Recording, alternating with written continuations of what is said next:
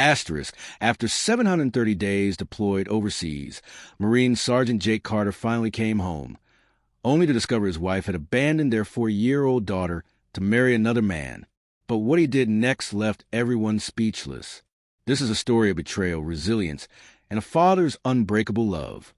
Asterisk, before we dive into this emotional journey, make sure to subscribe, hit the like button, and turn on notifications so you never miss an inspiring true story like this one. The homecoming that shattered everything. The sun hung low over Camp Pendleton, casting long shadows across the tarmac as the transport bus rolled to a stop. Inside, Marine Sergeant Jake Carter sat stiffly, his fingers tapping against his knee in a rhythm that matched his racing heart. 2 years. 730 days of sand, sweat, and silence. 2 years of waiting for this moment. Stepping back onto American soil, back into the life he had left behind. He had played this scene in his head 1,000 times. Lisa would be there, her blonde hair catching the sunlight, that same teasing smile on her lips. And Emily, God, Emily, would come sprinting toward him, her little arms outstretched, yelling, "Daddy," at the top of her lungs. He'd scoop her up, spin her around, and promise, never again. No more deployments. No more goodbyes. The bus doors hissed open. Jake grabbed his duffel bag, the weight of familiar against his shoulder, and stepped out into the California morning.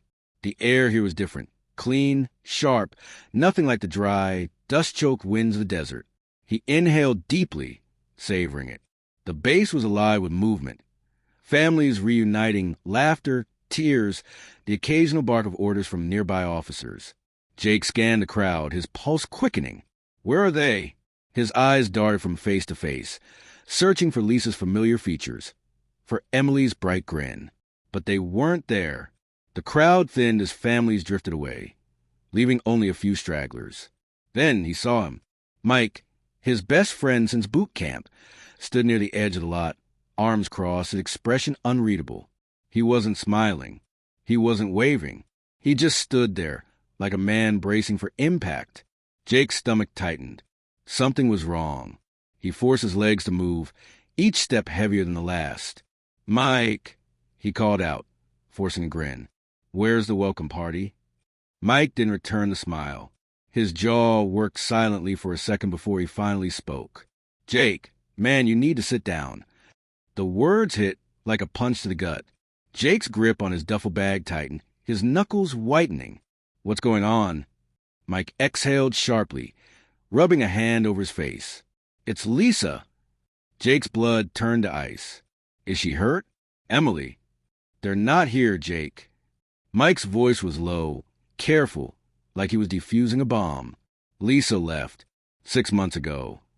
The world tilted. Jake heard the words, but they didn't make sense.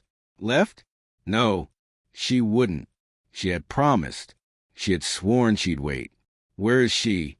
The question came out rough, edged with something dangerous. Mike hesitated, then sighed.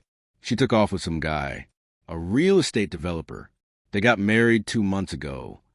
The ground beneath Jake's feet might as well have crumbled away. Married, while he was still overseas, while he was still writing her letters, still telling her he'd be home soon. And Emily? His voice cracked on her name.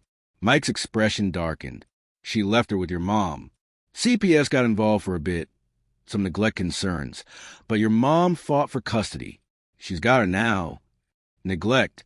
The word burned through him like acid. His little girl, his bright, laughing Emily, had been neglected while he was gone. Jake's vision blurred. Rage and grief twisted together in his chest, threatening to choke him. He had survived firefights, IEDs, sleepless nights in hostile territory. All for this? To come home to nothing? Mike gripped his shoulder. "I'm sorry, brother. I tried to reach you, but comms were..." Jake shook him off. "I need to see my daughter. Now." Mike nodded, pulling out his keys. "I'll drive you." As they walked toward the car, Jake's mind reeled. 2 years. 2 years of fighting, of surviving, of clinging to the thought of his family, only to find out they'd been ripped away while he wasn't even there to stop it. But one thing was certain. Lisa had made a mistake. Because Jake Carter didn't lose battles. And this one was just beginning. The betrayal, the drive to his mother's house was a blur of asphalt and silence. Jake sat stiffly in Mike's passenger seat, his hands clenched into fists on his knees. The desert heat still clung to his skin, but it was nothing compared to the fire burning in his chest. She left. She took everything and left. The words played on a loop in his mind, each repetition sending a fresh wave of disbelief through him. Lisa, his high school sweetheart, the woman who'd kissed him goodbye with tears in her eyes 2 years ago, had walked away without a second glance. And she'd taken Emily with her. No, not taken. Abandoned. Mike's grip on the steering wheel tightened as they pulled into the quiet suburban neighborhood. Your mom's been holding it together, he said carefully. But it's been rough. Emily, she's not the same kid, Jake. Jake didn't respond. He couldn't. His throat was too tight, his jaw locked against a storm of emotions threatening to break free. The house looked smaller than he remembered. The paint was peeling near the gutters, and the front garden, once meticulously kept by his mother, was overgrown with weeds. A rusty tricycle lay overturned near the porch. Forgotten. Mike killed the engine. You want me to come in with... No. Jake was already opening the door. I need to do this alone. The wooden steps creaked under his boots as he climbed to the front door. Before he could knock, it swung open. His mother stood there, her face lined with exhaustion, her gray hair pulled back in a messy bun. For a heartbeat, they just stared at each other. Then her eyes filled with tears. "Oh, Jake," she whispered, pulling him into a fierce hug. He could feel her trembling against him. "I'm so sorry. I tried. I know, Mom." His voice was rough. "Where's Emily?" His mother stepped back, wiping her eyes. In the living room. She's quiet. Doesn't talk much anymore. The ache in his chest deepened. Jake moved past her, his boots thudding against the worn carpet. And then he saw her. Emily sat curled in the corner of the couch, her knees drawn to her chest, clutching a ragged stuffed bunny. Her blonde hair, so much like Lisa's, was tangled, her pink dress wrinkled, but it was her eyes that shattered him, wide, hollow, nothing like the bright, laughing child he'd left behind. "Hey, baby girl," he whispered, kneeling in front of her. Emily didn't react, just stared through him, her fingers tightening around the bunny's ears. Jake reached out slowly, brushing a strand of hair from her face. "Daddy's home." For a long moment, nothing, then a flinch, barely there, but unmistakable. She flinched away from his touch. Ice flooded his veins. His mother's hand settled on his shoulder.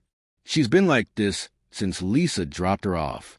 The doctors say it's trauma, that she'll come back in time, but..." Jake stood abruptly, his hands shaking. "Where are Lisa's things?" His mother hesitated. "Jake." "Where?" A sigh. "Bedroom. Boxed up." He took the stairs 2 at a time, his pulse roaring in his ears. The master bedroom, their bedroom, was stripped bare. No photos on the walls. No clothes in the closet. Just a stack of cardboard boxes in the corner, labeled in his mother's neat handwriting. Jake tore into the first one.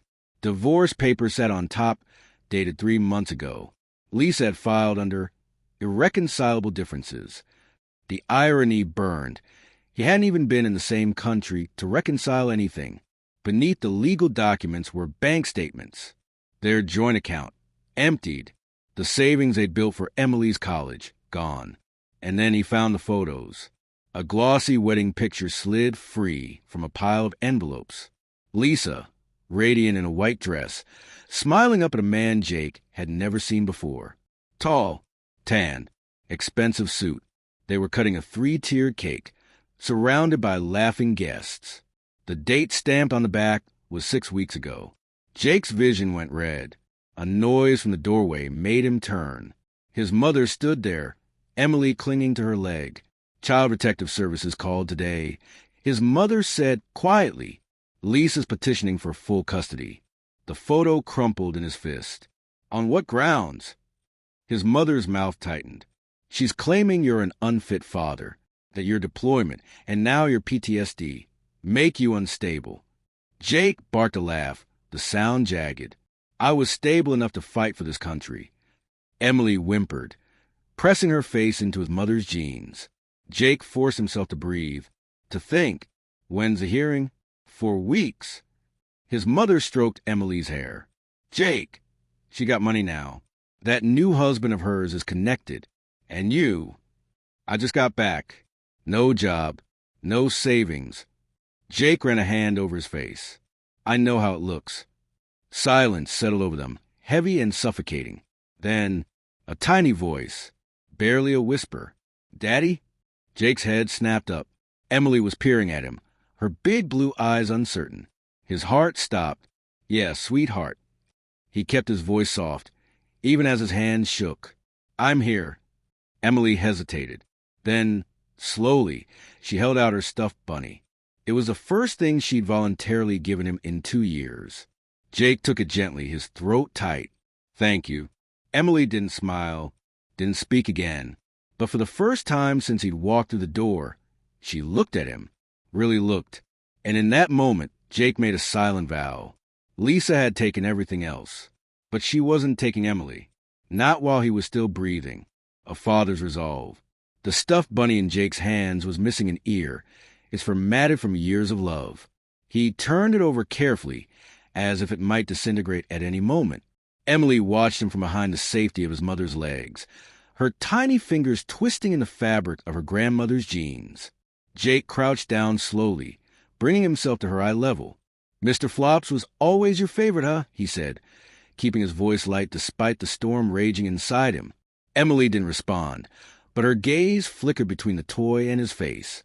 A strand of blonde hair fell across her cheek, and for a fleeting second, Jake saw Lisa in her features.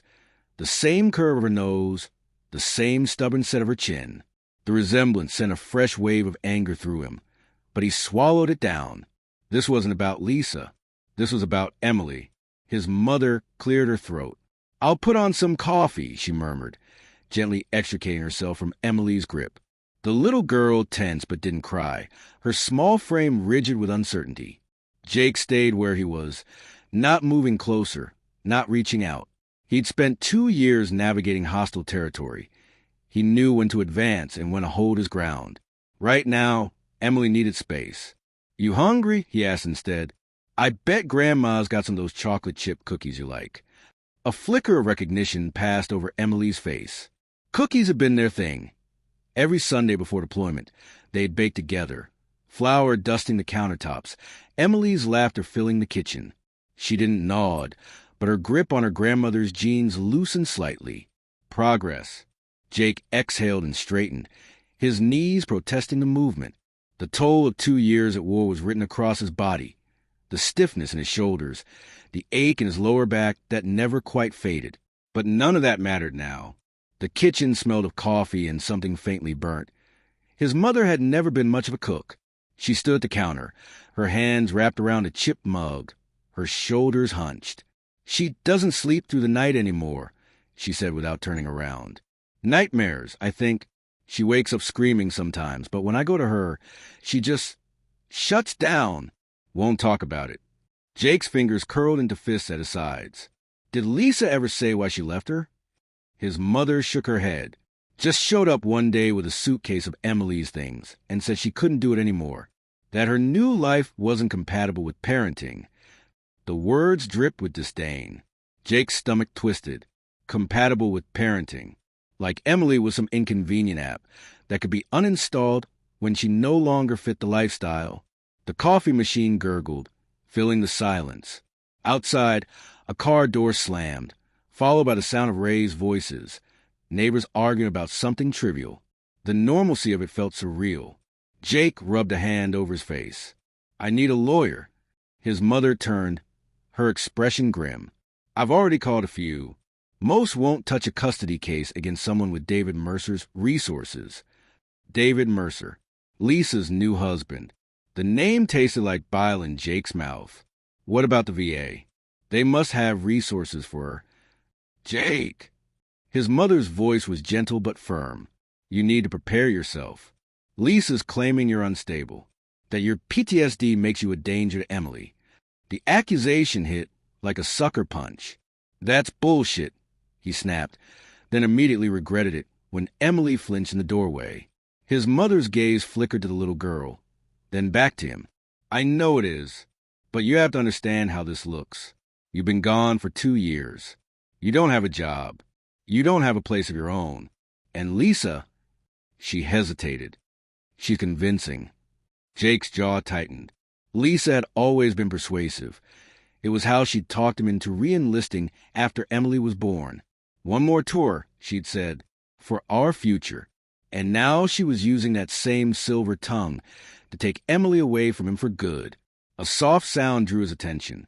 Emily had inched into the kitchen, her bare feet silent on the linoleum. She stopped a few feet away, her eyes fixed on the stuffed bunny still clutched in Jake's hand. For a heartbeat, no one moved. Then, with painstaking slowness, Jake held out the toy. Emily hesitated, glanced at her grandmother. Then, with a speed that surprised him, she darted forward, snatched the bunny, and retreated to the safety of the hallway. But this time, she didn't run. This time, she paused, looked back at him, and for the first time in 2 years, Jake saw a spark of his little girl in those haunted blue eyes. It was enough. Enough to steel his resolve. Enough to make him certain of one thing. However long it took, whatever it cost him, he was getting his daughter back. The first battle. The VA office smelled like antiseptic and stale coffee. Jake sat on an uncomfortable plastic chair, his knee bouncing restlessly as he scanned the cramped waiting area for the 3rd time in 10 minutes. Fluorescent lights buzzed overhead, casting a harsh glow on the peeling linoleum and faded motivational posters about resilience. A clock on the wall ticked loudly, each second a reminder of time slipping away. 26 days until the custody hearing. Across from him, Mike scrolled through his phone, occasionally glancing up with a tight smile. "Relax, man. This guy's supposed to be the best legal aid the VA's got." Jake didn't answer. His fingers drummed against the folder in his lap. Medical records, discharge papers. The CPS report his mother had managed to obtain. Every document a piece of ammunition.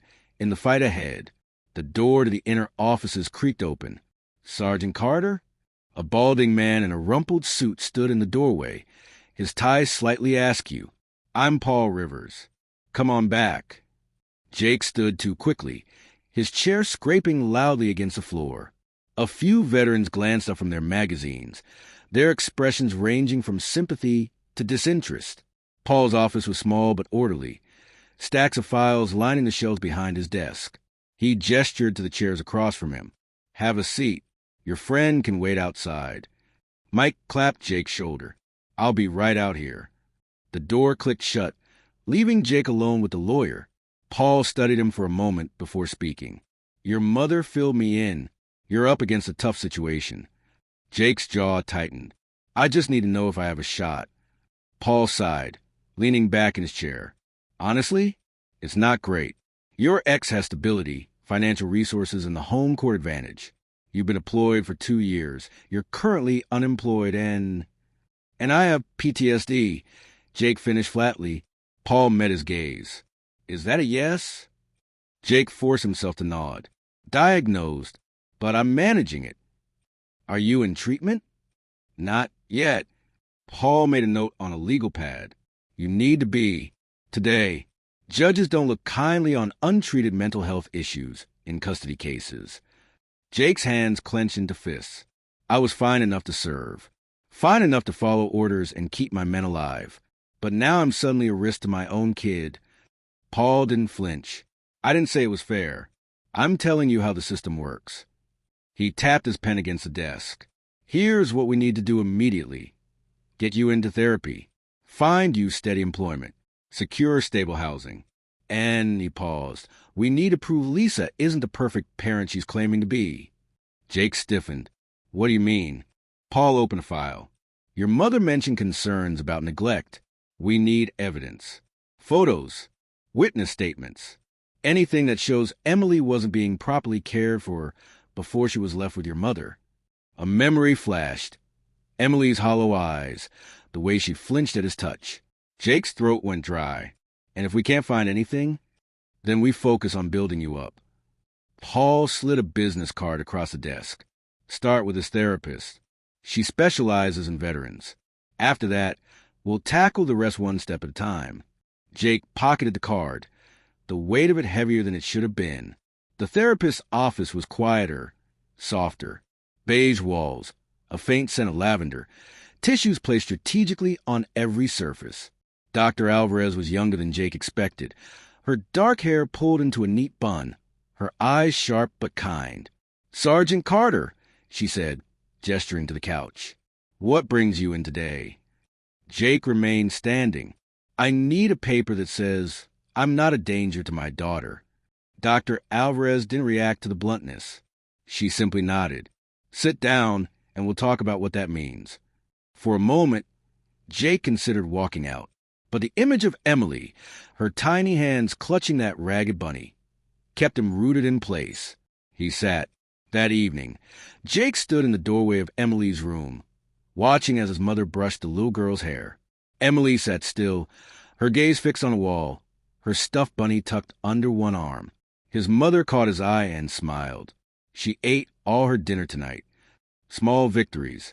Jake stepped inside, moving slowly so as not to startle Emily. He knelt beside the bed. "Hey, kiddo, I got you something." From his pocket, he pulled a small, fuzzy keychain. A bunny, just like Mr. Flops, but with both ears intact. Emily's eyes flickered to it, then away, but she didn't retreat. Jake placed it carefully on the nightstand. "In case Mr. Flops needs a friend," he murmured. "For a heartbeat." Nothing. Then, so quietly he almost missed it. "Thank you." 2 words. Barely a whisper. But they hit Jake like a lifeline. As he turned out the light and closed the door behind him, his phone buzzed. A text from Mike. "Heard about a job opening at the auto shop. You in?" Jake stared at the screen, then back at Emily's closed door. He typed 1 word. Yes. The battle for his daughter had begun. The weight of memories. The garage smelled of oil and gasoline, a familiar scent that reminded Jake of weekends spent tinkering with his father's old truck before enlisting. The auto shop was small, a family-owned business with 3 bays and a handful of loyal customers. The owner, a grizzled man named Frank with grease permanently embedded in his wrinkles, eyed Jake skeptically as Mike made the introductions. "Marine, huh?" Frank wiped his hands on a rag that had long since lost its original color. "You know your way around an engine?" Jake nodded. Grew up fixing cars. Did some mechanic work during deployment, too. Kept our Humvees running when the sand tried to kill them. Frank grunted, unimpressed by the resume. "We'll see about that. Got a '98 Silverado out back, with misfiring cylinder. You figure that out by lunch, you've got a job." Mike clapped Jake on the back. "He'll have it done by 10. Jake didn't share his friend's confidence, but he followed Frank to the back lot where the truck sat. It had already propped open like a challenge. 2 hours later, Jake wiped sweat from his brow with the back of his hand, his fingers blackened with grime. The problem had been a cracked spark plug, an easy fix once he'd traced the issue. But his hands shook as he tightened the last bolt, a tremor he couldn't control. Get it together. He clenched his fists, willing the shaking to stop.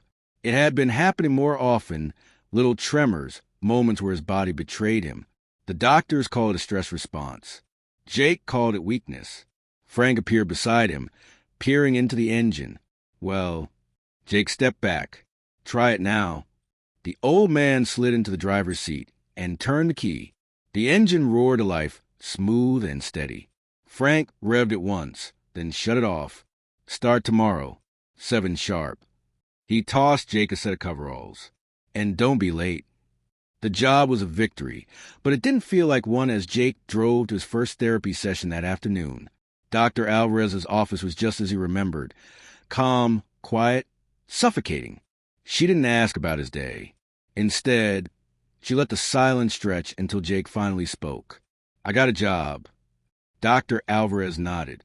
"That's progress. How does it feel?" Jake stared at his hands, still faintly stained with grease. "Like it's not enough." The words hung in the air between them. "What would be enough?" she asked. Jake's throat tightened. "Getting her back. All of her. Not just pieces." Dr. Alvarez leaned forward slightly. Tell me about Emily before you deployed. The question caught him off guard. Memories rushed in. Emily at 2 years old, giggling as he spun her in circles in the backyard. Emily covered in flour, proudly presenting a lopsided cookie. Emily's tiny arms around his neck, her breath warm against his cheek as she whispered, "Don't go, Daddy." His voice was rough when he finally answered. She was light, always laughing, fearless. And now, Jake looked away. Now she's quiet. She flinches when I touch her. Dr. Alvarez was quiet for a moment. Trauma changes people, but it doesn't have to be permanent. Jake's jaw clenched. How do I fix it? You don't. She held up a hand when he started to protest. You can't force healing, Jake, but you can be there, consistently, patiently, even when it's hard. That night, Jake sat on the edge of Emily's bed, watching the steady rise and fall of her chest as she slept. The new bunny keychain hung from the bedpost, catching the moonlight. His phone buzzed. A text from Paul, the lawyer. Got a call from CPS. Lisa's husband has a record. Digging deeper. Jake's grip on the phone tightened. This was it. The first real break in the case. But as he looked down at Emily's peaceful face, the victory felt hollow. What kind of father celebrated another man's downfall? The answer came immediately. The kind who would do anything for his daughter. Outside, a car door slammed. Jake tensed, his body reacting before his mind could catch up. Muscles coiled, senses sharpened. Old habits. But there was no threat. Just the ordinary sounds of a neighborhood at night. He forced himself to breathe. One day at a time. One battle at a time. Tomorrow, he'd go to work. He'd go to therapy. He'd be the man Emily needed him to be. And when the time came, he'd fight like hell to keep her. The unseen enemy. The auto shop's bell jingled as Jake pushed open the door, the morning air still crisp with the remnants of night. He'd arrived an hour early, unable to sleep, his mind racing with Paul's message about Lisa's husband. The scent of motor oil and metal greeted him. Familiar now after a week of work. Frank looked up from the counter, his eyebrows lifting. You planning on living here now, Carter? Jake grabbed his coveralls from the hook. Just want to get a head start on the Chevy in Bay 2. Transmission slipping. Frank grunted, sliding a mug of coffee toward him. Drink that first. You look like hell. The coffee was bitter and strong, just like the old man who made it. Jake drank it in 3 gulps, letting the heat sear away the exhaustion. He just slid under the Chevy when his phone buzzed. A new email from Paul. David Mercer's record isn't public. Sealed juvenile files. But I've got a contact digging deeper. Meet me at noon. Jake's knuckles whitened around the wrench. Sealed records meant something serious. Something someone wanted buried.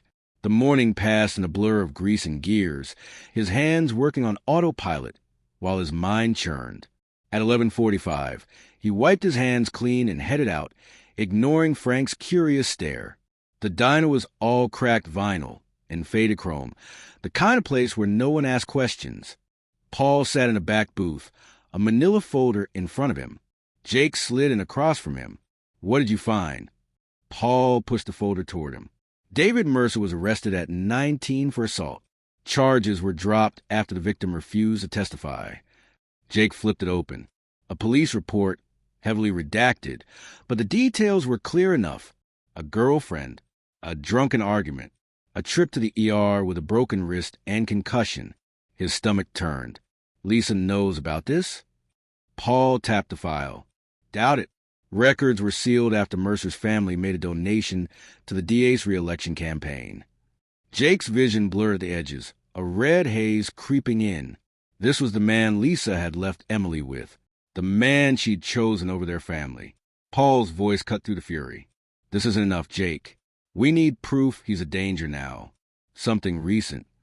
Jake forced himself to breathe. How? Paul leaned forward. Your mother mentioned a neighbor. Someone who might have seen something. Mrs. Kowalski's house smelled like cat food and lavender. The elderly woman peered at Jake through thick glasses, her grip surprisingly strong as she pulled him inside. I knew you'd come, she said, shuffling toward her kitchen. That child cried for weeks after her mother left her here. Jake's chest tightened. Did you ever see David Mercer with Emily? The old woman's hands trembled as she poured tea. He came by sometimes. To check on the house, he said. She lowered her voice. But I saw him grab that little girl's arm once. Hard enough to leave marks. Ice flooded Jake's veins. When? 2 days before your mother took her in. Mrs. Kowalski opened a drawer, pulling out a small digital camera.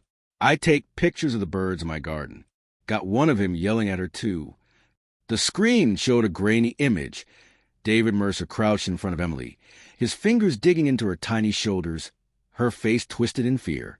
Jake's hands shook as he copied the files. This was it, the proof they needed.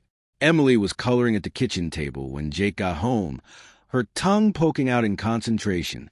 The sight of her, safe whole, unraveled something in his chest. She looked up as he entered, her eyes wary but not afraid. Not like in the photo. Hey, kiddo. Jake knelt beside her, careful not to crowd. What are you drawing? Emily hesitated, then turned the paper toward him. A rough shape, a man in green, a little girl in pink. Their hands clasped together. Jake's throat closed. Is that us? A tiny nod. He reached out slowly, giving her time to pull away. When she didn't, he brushed a strand of hair behind her ear. It's perfect. For the first time in weeks, Emily leaned into his touch. Just slightly. Just for a second. But it was enough. That night, Jake sat at the kitchen table, the damning photo printed and added to their growing pile of evidence. His mother placed a hand on his shoulder. We've got him now, she whispered. Jake stared at the picture, at the terror on his daughter's face. This wasn't just about custody anymore. This was war. The calm before the storm. The courtroom steps were cold beneath Jake's palms as he sat waiting for Paul, the morning mist clinging to his dress uniform. In 12 hours, they'd face Lisa and her lawyer in front of a judge. The evidence was solid. The photo, Mrs. Kowalski's testimony, the sealed arrest record. It should have felt like victory. Instead, Jake's stomach churned. A shadow fell across him. You look like you're about to charge into combat. Mike dropped onto the steps beside him, 2 steaming coffees in hand. Jake accepted one without comment. The bitter aroma mixed with the starch of his uniform, the scent triggering a flood of memories. Mornings before patrol, the quiet before the storm. Mike studied him. You ready for tomorrow? Jake flexed his left hand, willing the tremor away. Emily didn't sleep last night. Woke up screaming. The memory clawed at him.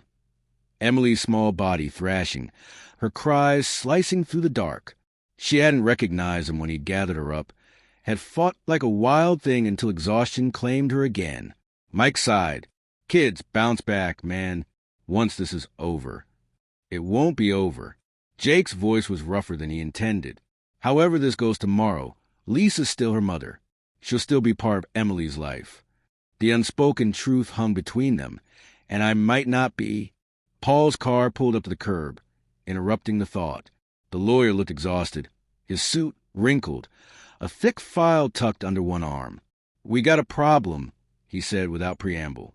Jake's spine straightened. What kind of problem? Paul handed him a document. Lisa's lawyer filed a motion to exclude the photo and Kowalski's testimony. Claims it's hearsay. Jake scanned the paper, the legal jargon blurring. Can they do that? They can try. Paul rubbed his temples. Judge Callahan is old school, likes clean evidence. But that's not our biggest issue. Mike leaned forward. What's worse than losing your key evidence? Paul met Jake's gaze. Lisa's pregnant. The words hit like a mortar round. David Mercer's baby. Paul continued. They're using it to paint a picture of a stable, growing family. Contrast that with a single father who's been gone for 2 years, just starting therapy. Jake's coffee cup crumpled in his grip, liquid seeping through his fingers. The heat barely registered. Mike swore under his breath. That's bullshit. Since when does having a new kid make you a better parent? Paul ignored him, focusing on Jake. We need to adjust our strategy. Focus on your progress. The job, the therapy, the fact that Emily is already improving with you. Jake stared at the courthouse doors. Somewhere inside, Lisa was probably smiling, confident in her victory, confident that the system would hand her everything she'd walked away from. His phone buzzed, a text from his mother. "Emily's asking for you." The simple message anchored him. However this played out tomorrow, one truth remained. Emily needed him. And Jake Carter had never retreated from a fight. Emily sat cross-legged on the living room floor when Jake arrived home, her new bunny keychain clutched in one hand. She didn't look up as he entered, but her shoulders relaxed slightly, a small tell he'd learned to recognize. His mother hovered in the kitchen doorway, her eyes red-rimmed. "She won't eat," she whispered. Jake knelt beside Emily, keeping space between them. "Hey, kiddo, Grandma says you're not hungry." Emily's fingers tightened around the keychain. "Not hungry?" she echoed softly. Jake reached into his pocket and pulled out a small bag of chocolate coins, the same kind they'd shared every payday before deployment. "What about treasure?" Emily's gaze flickered to the gold foil, then away. But a moment later, a tiny hand emerged, palm up. "Progress." As Jake watched her carefully unwrap the first coin, his phone buzzed again. Paul, with last-minute legal reminders. He silenced it.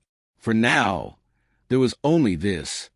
His daughter, the chocolate smudging her fingers, the faintest hint of light returning to her eyes.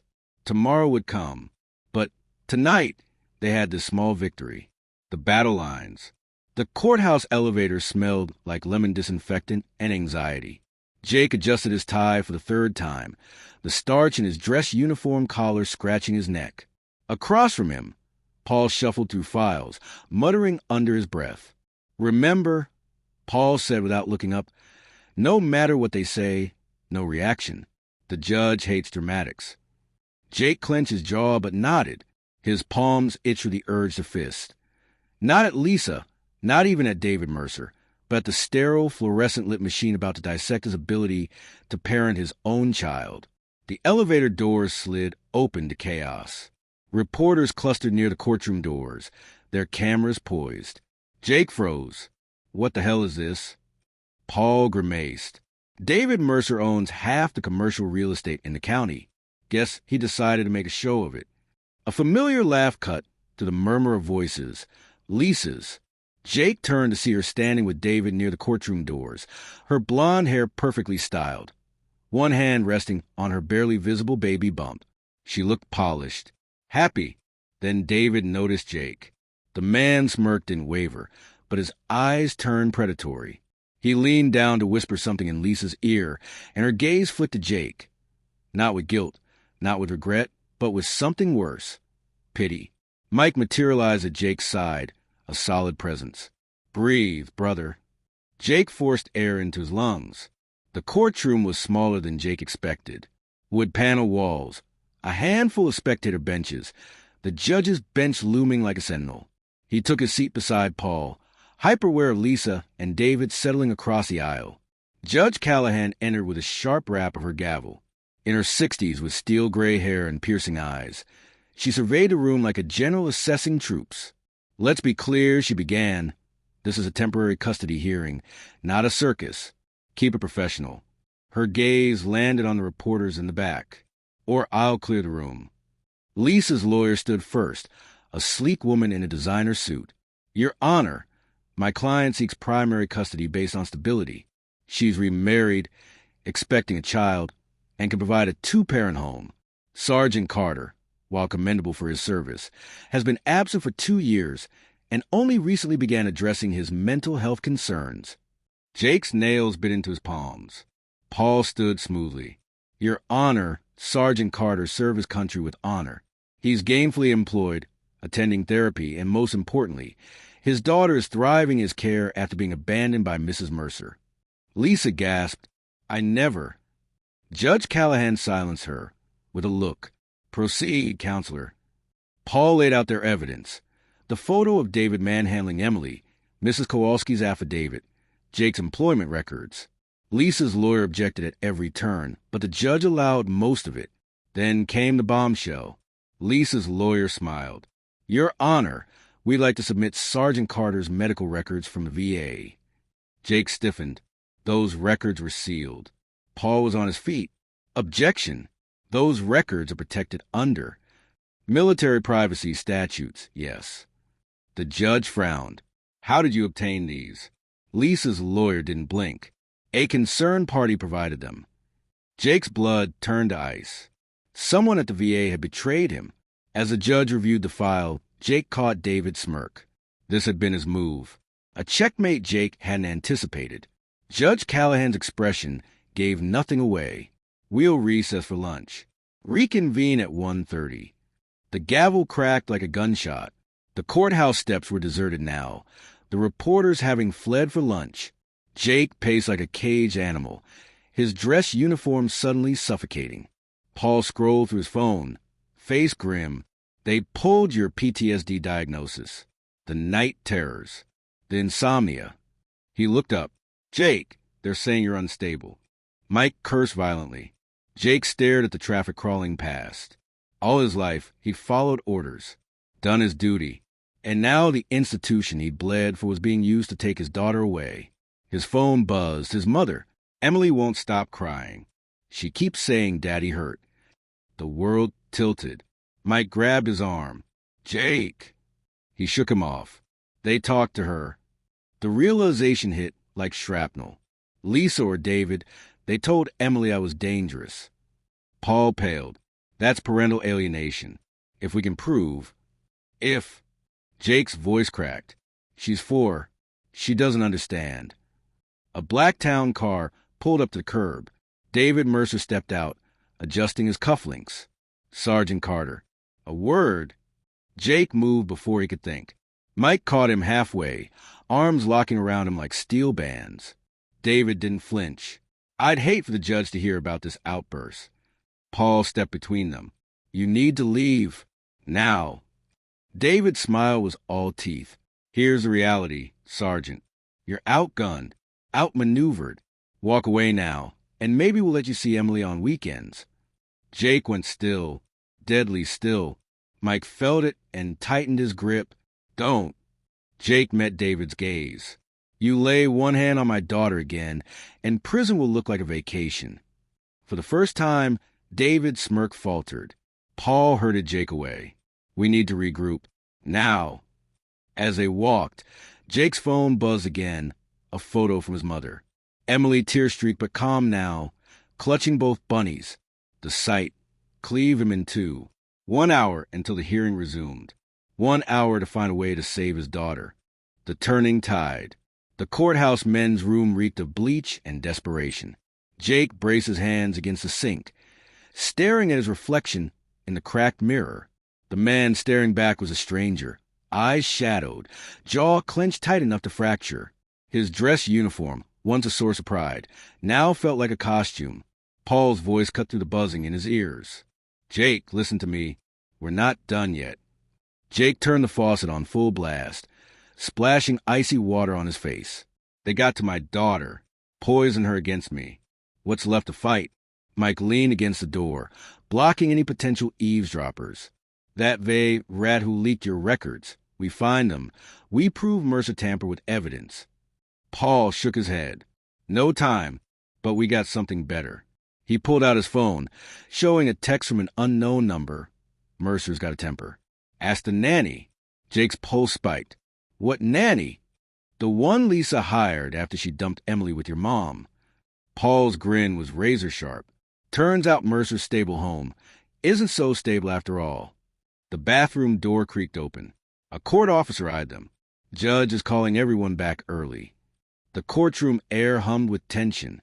Judge Callahan surveyed them from the bench, her expression unreadable.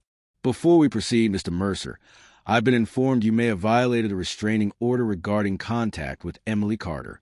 David stiffened. Your Honor, I haven't. The judge held up a hand. Sergeant Carter's mother submitted a recording from this morning. She pressed play on her laptop. Emily's voice, small and scared, filled the room. Uncle David said Daddy hurts people, that he's scary like the monsters under my bed. Jake's stomach twisted. Lisa shot to her feet. That's out of context. We were just... Enough. Judge Callahan's voice could have frozen lava. Mr. Mercer, You will not contact a child directly or indirectly until this case is resolved. Understood? David's nod was barely perceptible.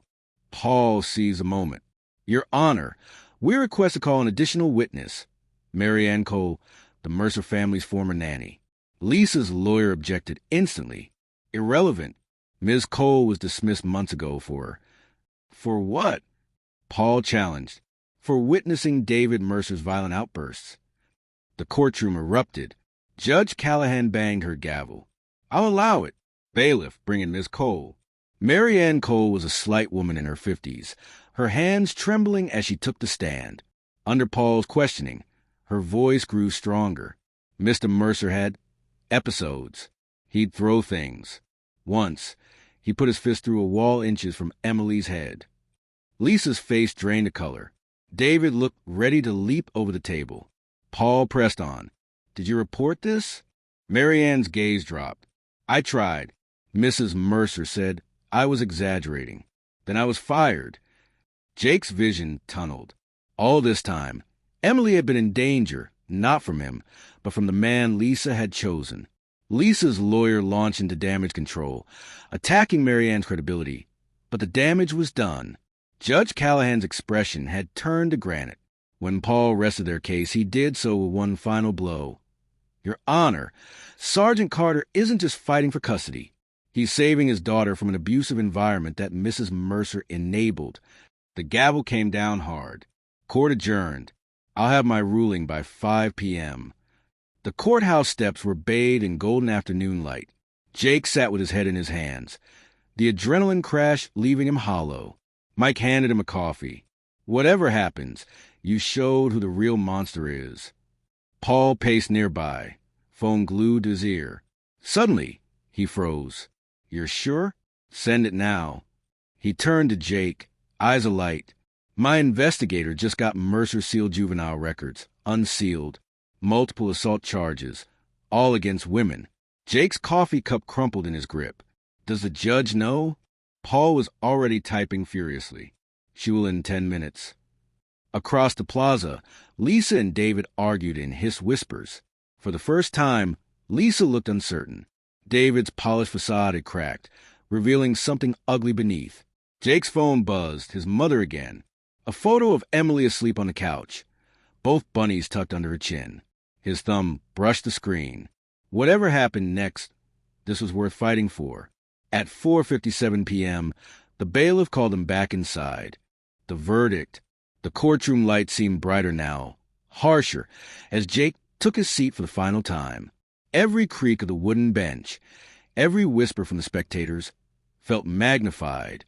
His dress uniform clung to him like a second skin, the stiff fabric suddenly too tight around his throat. Across the aisle, Lisa sat rigid beside David, her manicured fingers gripping the edge of the table.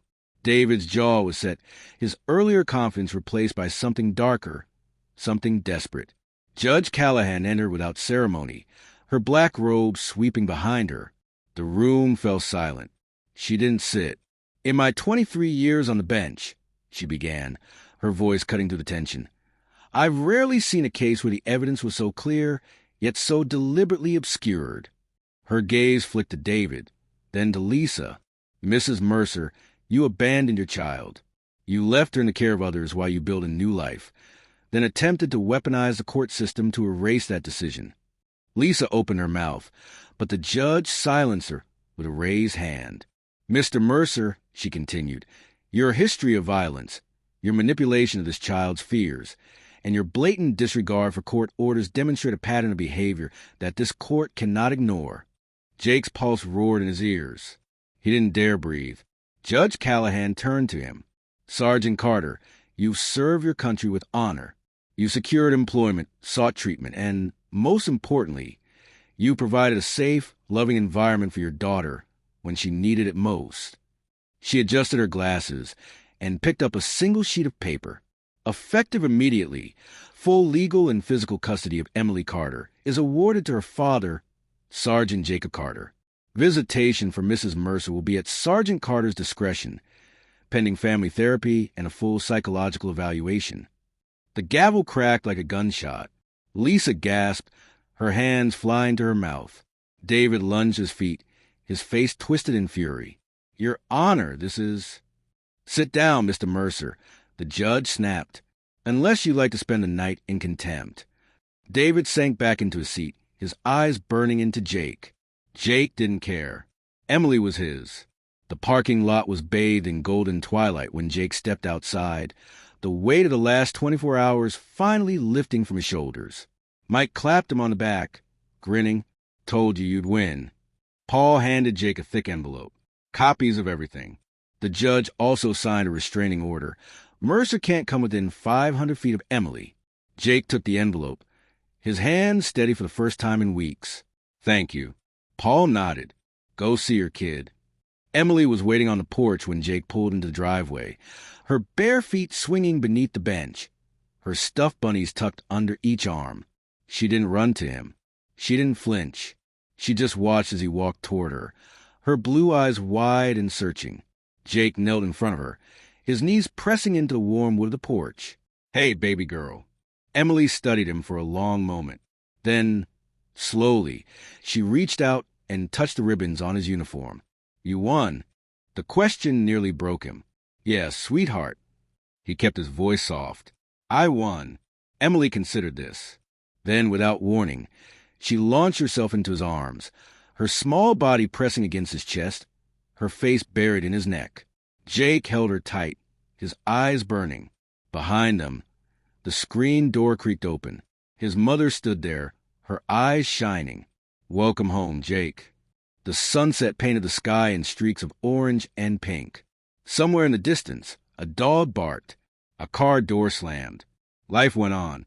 But in that moment, with Emily's heartbeat against his in the center of her hair, strawberries and baby shampoo filling his lungs, Jake knew one thing for certain.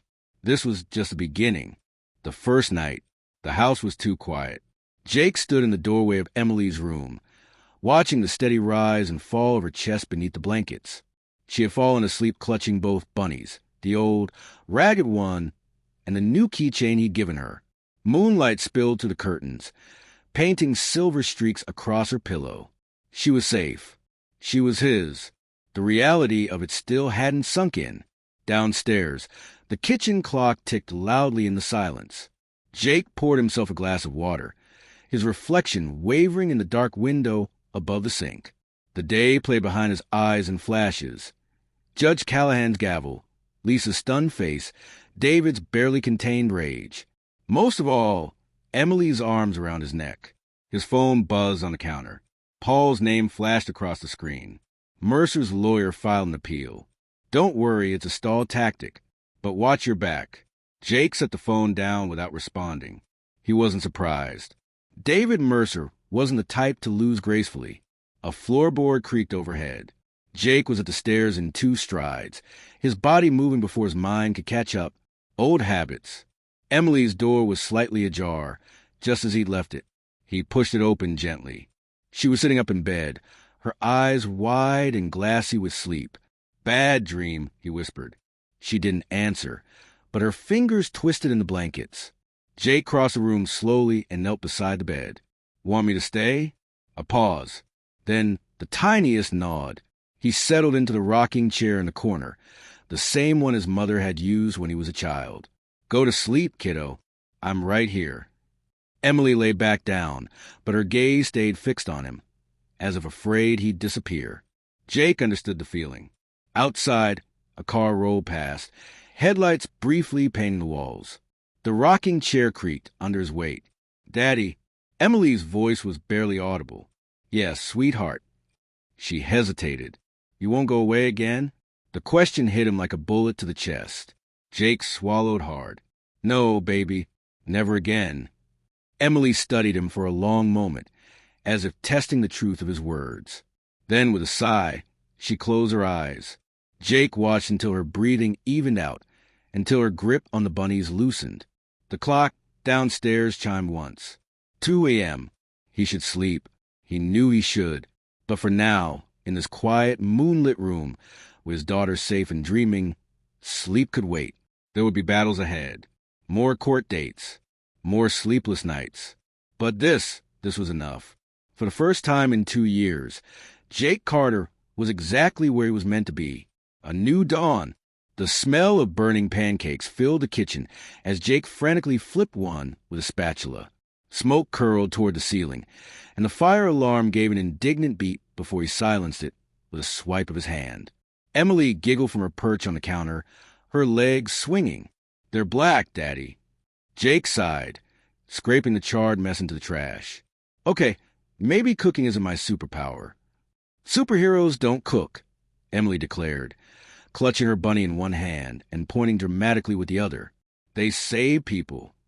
The morning sun streamed through the windows, painting the kitchen in gold. It had been 3 weeks since the custody ruling. 3 weeks of bedtime stories, of scraped knees, of slow, steady healing. The doorbell rang. Jake wiped his hands on a dish towel, frowning. They weren't expecting anyone. Mike stood on the porch, holding a bakery box and 2 coffees. "Heard about the cooking situation," he said, grinning. Emily shrieked with delight and launched herself at Mike, who scooped her up effortlessly. "Uncle Mike, Daddy burned breakfast." Mike handed Jake a coffee. "Figured you could use reinforcements." The box contained a stack of perfect golden pancakes. Jake's throat tightened. After years of MREs and mess halls, this friends, family, a home still felt like a miracle. As they ate, Emily chattered about preschool, about the ladybug she'd found in the garden, about how she wanted to be a Marine like Daddy when she grew up. Mike raised an eyebrow.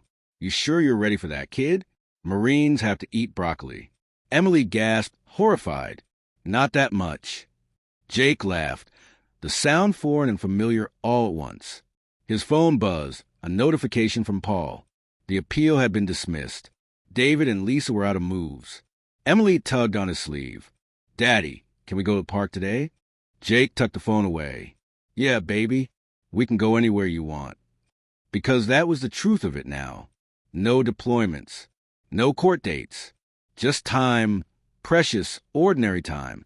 Mike caught his eye over Emily's head and nodded, as if he understood. Maybe he did. The pancakes were gone. The coffee was cold.